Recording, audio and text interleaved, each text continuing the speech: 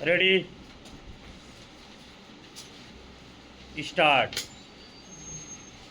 कई बार जीवन में ऐसे लोग मिलते हैं जो हमें दुख देकर उसके बाद यह जानते हैं कि उन्हें अपनी गलती का एहसास है। वे यह भी स्वीकार कर लेते हैं कि उन्होंने गलत किया, उन्होंने तकलीफ़ पहुंचाई और रिश्ते को हल्के में लिया। मगर क्या सिर्फ इतना मान लेना काफ़ी होता है? क्या केवल यह कह देना कि हाँ, मुझसे गलती हुई, वास्तव में पछतावे का प्रमाण है?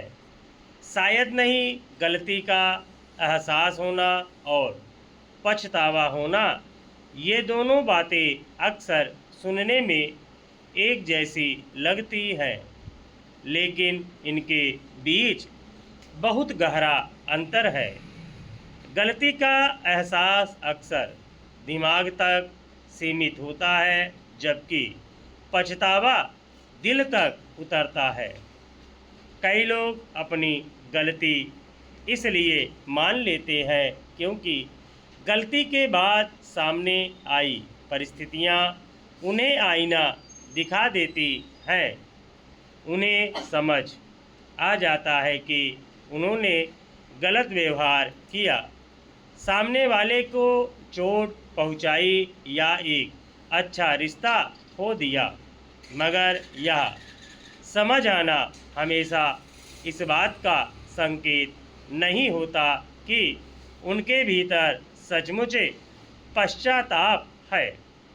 वास्तव में सच्चा पछतावा केवल शब्दों में नहीं, वह व्यवहार में भी दिखाई देता है। अगर किसी व्यक्ति को वास्तव में पछतावा होता है तो उसके भीतर सिर्फ दुख नहीं होता, बल्कि कुछ सुधारने की बेचैनी भी होती है। वह अपने अहंकार से ऊपर उठकर माफ़ी मांगने की कोशिश करता है। वह यह नहीं सोचता कि पहले सामने वाला झुके, बल्कि यह सोचता है कि मैंने चोट पहुंचाई है, मुझे इसे ठीक करना चाहिए। पछतावा इंसान को विनम्र बनाता है, मगर केवल गलती महसूस करने वाला व्यक्ति अक्सर नहीं रुक जाता है।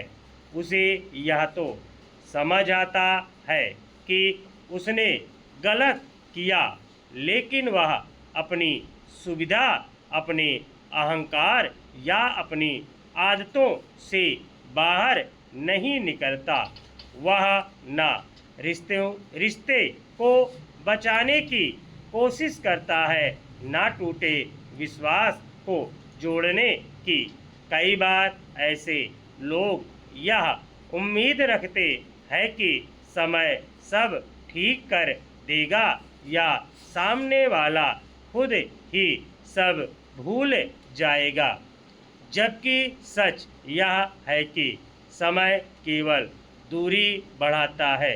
अगर सार्थक प्रयास न किए जाएं, रिश्तों में सबसे ज़्यादा चोट केवल गलतियों से नहीं लगती, बल्कि उस उपेक्षा से लगती है जो गलती के बाद दिखाई जाती है।